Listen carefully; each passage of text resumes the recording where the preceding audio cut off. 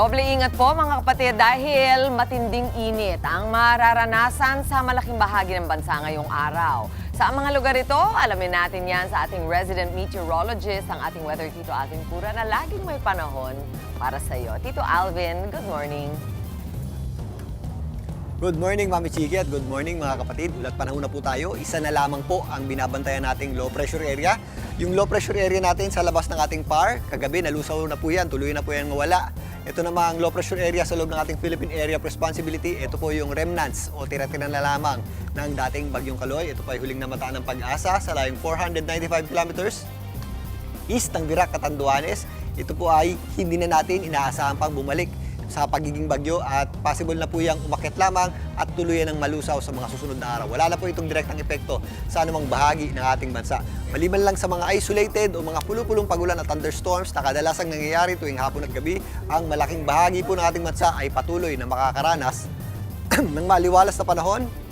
At if ever may mga pagulan tayo, ito po yung mga afternoon showers at thunderstorms na lamang at mas mapapadalas na po yan mga kapatid, lalong-lalo na sa huling bahagi ng Mayo hanggang pumasok na po ang panahon ng habagat. Sa ngayon, magpapatuloy pa rin po ang mainit at malinsangang panahon sa malaking bahagi po ng ating bansa. Dito nga sa Metro Manila, sa tanghali, magiging mainit pa rin po ang ating panahon. Pagsapit ng hapon, nagiging maulap po ang ating panahon at possible po yung ating mga localized na mga pagulan o thunderstorms kagaya po ng nangyari kahapon. Pero sa umaga hanggang tanghali, ang paghandaan po natin ng matinding init at alinsangan ng panahon. Sa katunayan, kahapon po, naitala ang pinakamataas na temperatura dito sa Metro Manila ngayong tag-init season na pumalo sa hanggang 36 degrees Celsius. At yan po ay ambient temperature pa lamang. Ang kaakibat po na heat index yan ay mas mainit pa po na pumapalo o naglalaro sa 40 hanggang 42 degrees Celsius. Kaya doble ingat po tayo mga kapatid.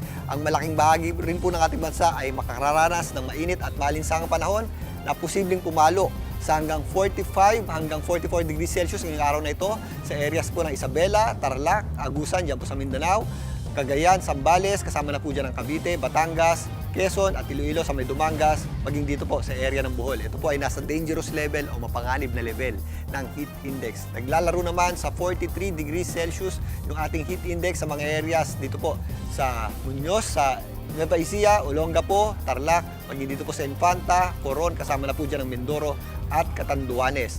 43 degrees Celsius din po tayo sa areas po ng Sorsogon, dyan po sa may Bicol, kasama na po dyan ang Camarines Sur, sa may Pili, Capiz, Western Samar, Leyte, Eastern Samar, kasama na po dyan ang Surigao del Norte at Surigao del Sur. Ito pong mga dangerous level o mapanganib na level ng heat index. Mabilis na po tayo diyang mapagod o mabilis na po tayo makaramdam ng pagkahapo at possible din po yung ating heat stroke. Kaya doble ingat po tayo mga kapatid, lalong-lalo na po sa mga lalabas ng bahay. Nakakadagdag din po sa init yung ating haba ng daylight o haba ng ating araw. Ang ating araw po ay sumikat, mas maaga na po yan, 5:29 ng umaga at lulubog mamaya 6:16 ng hapon. At yan po muna latest sa ating lagi ng panahon ngayong Miyerkules ng umaga. Muli ako po ang weather Tito Alvin na lagi may panahon para sa iyo. Mga kapatid, Dimples Romana po, maging maalam at may pakialam sa mga napapanahong issue at headlines. Mag-follow na po at subscribe na sa social media pages ng News 5.